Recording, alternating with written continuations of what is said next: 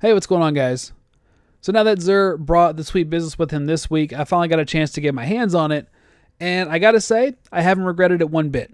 This gun is very fun to use. You'll notice right off the bat it does not look or sound like your average auto rifle. In fact, if you play Destiny 1, it might remind you more of a machine gun than an auto rifle.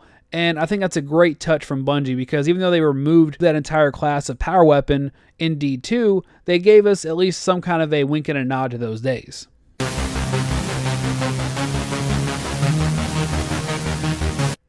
Alright, so on first glance, the stats aren't terribly impressive. The range and stability are semi-okay for auto rifles. If you just went on stats alone, though, this would not be an impressive gun whatsoever because the Uriel's Gift, a number, or any number of the other really good meta auto rifles could possibly beat this just on stats alone. However, the perks make this unique.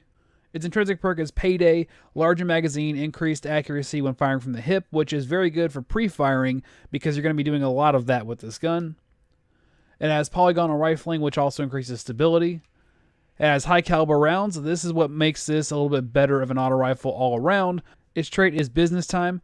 Holding the trigger down boosts this weapon's range and rate of fire and automatically loads ammo pickups into the magazine. This is going to be the perk that really sets this gun apart because although the stats aren't very good right now, if you keep holding the trigger down, the stats for range and stability will get better. And as the fire rate increases with it, high caliber rounds becomes that much more dangerous.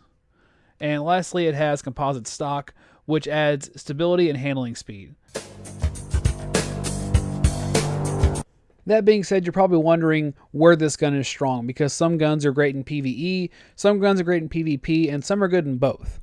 This one, I would say, has a place in both. However, it varies depending on what you're doing in those game types. So in PvE, obviously, if you're a Titan, you're going to take full advantage of this gun because you're going to have both an exotic chest armor and a class ability that's going to really help you deal more DPS with this gun. If you're a hunter or a warlock, I would actually advise against using this gun in pretty much anything, to be honest, because it doesn't really fit those classes very well. You can use it. You can probably use it to great effect still. On its own, it's not a bad gun. In fact, it's actually still pretty strong. As far as PvP goes, the answer is going to vary. Number one most important variable on this is going to be the map. If the map is not suited for auto rifles in general, let alone one that may start with very inferior range, then I wouldn't really suggest using it. However, if there are some corridors, hallways, or caves that you can use to really control your gunfights into a place where you have an advantage, that's a different story. Now, that's also going to depend on the game type, because if it's control, you might not be able to actually pick where you have your gunfights at because there might be an objective that takes more precedent over whatever else you're trying to do. However, if you're playing something like Survival or Clash, that's a different story. Also, if you're facing a very organized team, it's going to be kind of hard to get those kills because the time to kill on this isn't exactly better than most of the other guns that are out there. Now, that's also going to depend on if you've pre-fired before you hit them, how well you're using your cover, how well you're strafing. All those are going to come into effect as far as the skill gap goes, and if you can master those, it's going to be a very fun gun to use. You'll still get a ton of kills with it, and it's still going to be pretty strong in your hands.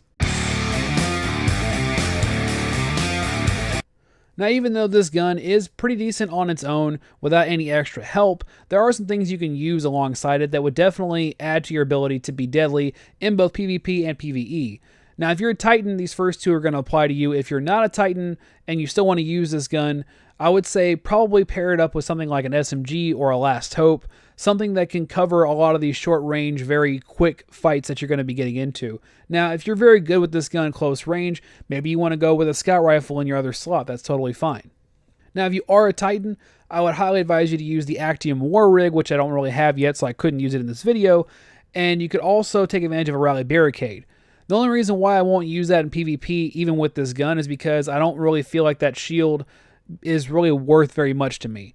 Meaning that I would have to stay in that exact same spot to really utilize it to its full advantage, and it doesn't really protect me very much as a Rally Barricade, because a lot of people are just going to see that and either pulse grenade it, or they're just going to shoot over it when I'm standing right behind it. So it didn't make much sense for me to use it in PvP, but maybe it makes sense for you. Maybe your plan or your teamwork is going to really make that shine.